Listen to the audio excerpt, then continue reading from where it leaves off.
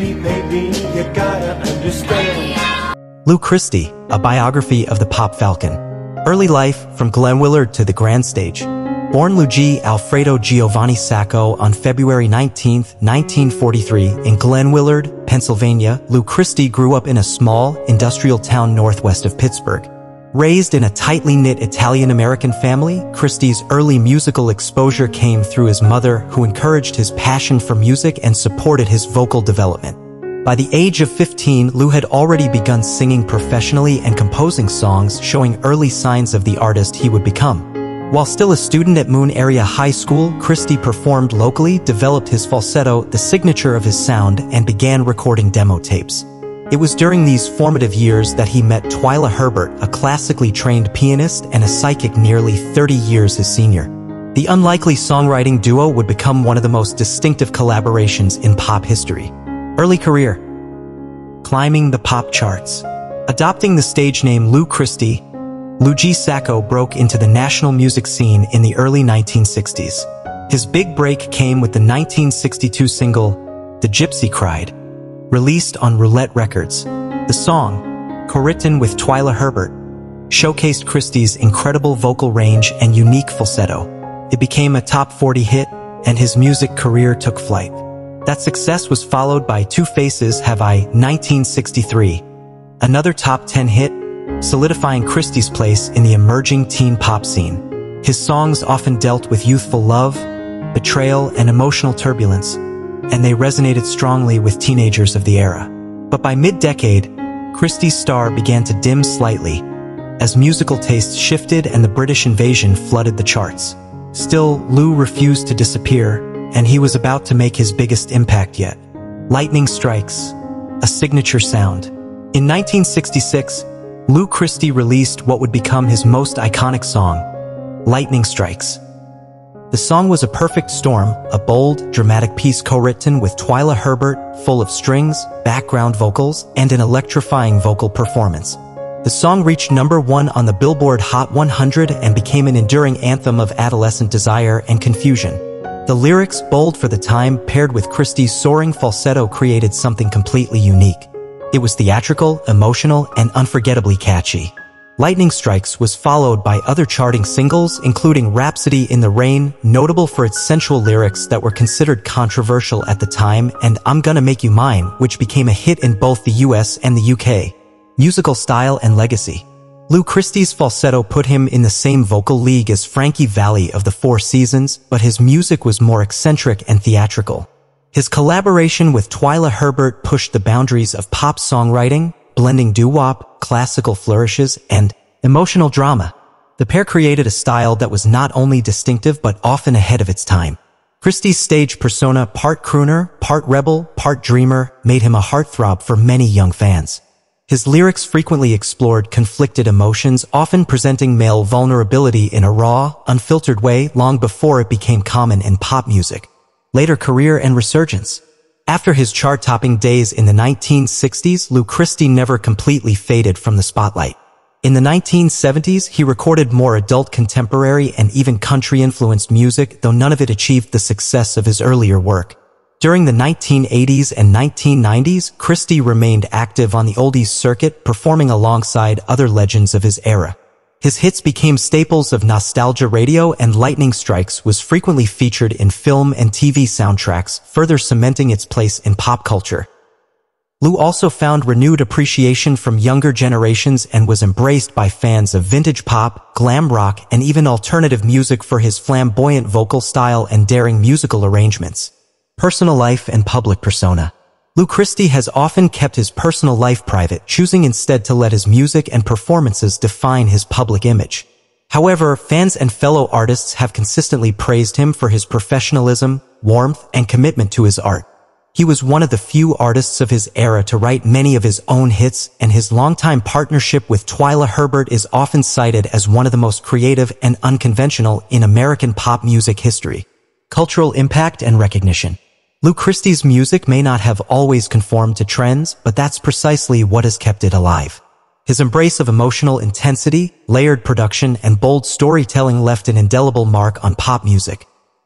Artists as diverse as Elton John, Morrissey, and the members of ABBA have cited admiration for Christie's work.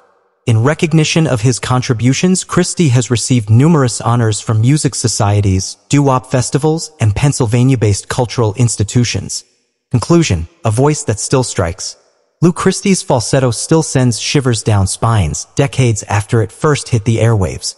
He was never just a teen idol or a fleeting figure of the 60s pop explosion. He was a musical innovator, a gifted storyteller, and a performer who followed his own path.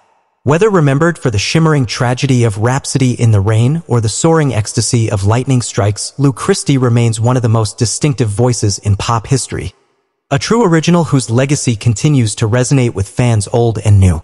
Lou Christie, 1943 to 2025, the falsetto king of pop who lit up the charts with Lightning Strikes. Luigi Alfredo Giovanni Sacco, known to the world as Lou Christie, passed away on June 18, 2025, at the age of 82 in Pittsburgh, Pennsylvania, after a brief illness. The news was confirmed by his family, who described him as a loving husband, father, and musical trailblazer whose voice defined a generation. With his distinctive falsetto and dramatic songwriting, Lou Christie soared through the 1960s and beyond, crafting chart-topping hits that pushed emotional and musical boundaries. He was best known for his electrifying 1966 #1 hit, Lightning Strikes, a song that captured the heartache and heat of young love in a way few others ever had or have since.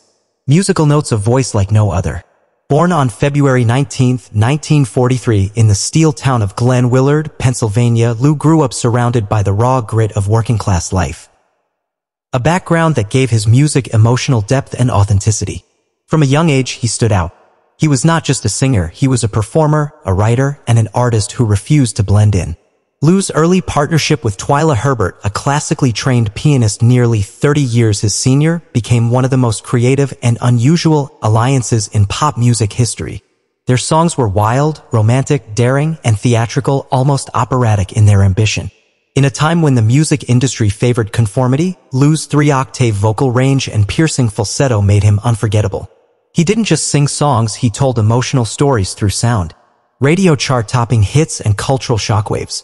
Lou Christie burst onto the national music scene in 1962 with the Gypsy Cried, which became a top 40 hit.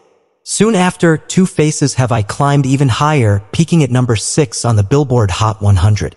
These early successes established him as a teen idol. But Lou was more than that. His artistry was just warming up. It was Lightning Strikes that forever etched his name into music history. Released in 1966, the song went straight to #1, driven by a full orchestra, gospel-inspired background vocals, and Lou's defiant falsetto. Its lyrics explored the internal struggle of a man addicted to love, a raw, emotional confession that resonated with millions of fans. Songs like Rhapsody in the Rain pushed the envelope even further. Its sensual lyrics stirred controversy, prompting some radio stations to ban the track, but that didn't stop it from becoming another hit. Lou was never afraid to go where others wouldn't.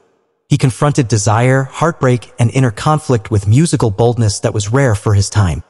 The performer, the songwriter, the survivor. Even after his peak chart years, Lou Christie never faded.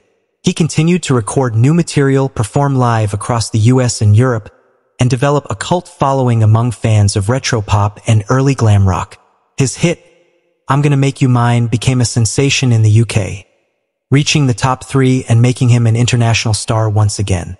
Throughout the 1970s, 80s, and 90s, Christie performed frequently on the oldies revival circuit, often sharing stages with legends like Dion, the Shirelles, and Frankie Valli. He brought the same passion to every performance, his falsetto remarkably intact even into his later years. His work inspired generations of artists, from Elton John, who once called him a genius of melody, to alternative acts who admired his theatrical flair and raw emotion. Red Heart, A Private Life, A Lasting Love. Away from the stage, Lou Christie was a deeply private man. He married Francesca Marini in the 1970s, and the couple remained together for over 50 years. They had 2 children who described their father as gentle, witty, and profoundly kind. Despite his fame, Christie lived most of his later years quietly in Pennsylvania, returning to his roots but never disconnecting from the world of music. He remained an active figure in fan communities, gave the occasional interview, and mentored younger artists who sought his advice and blessing. Candle Legacy, the lasting sound of Lou Christie. Lou Christie's death marks the end of an era, a final chord in a symphony of passion, performance, and pop brilliance. His music wasn't just entertainment, it was an emotional lifeline for many who grew up in the 1960s and found in his songs the words they couldn't say themselves. But his influence stretches beyond nostalgia. In today's era of genre blending and emotional transparency in pop, Lou Christie's contributions feel more relevant than ever. He made vulnerability sound powerful. He made heartbreak sound like heaven. He made lightning strike again and again. Final words. Lou Christie is survived by his wife Francesca, his 2 children, and millions of fans around the world. He leaves behind a catalog of unforgettable music, a falsetto that will echo through the ages, and a legacy that will never be forgotten. Rest in peace, Lou. The sky feels quieter without your voice. But somewhere, in the distance, lightning still strikes.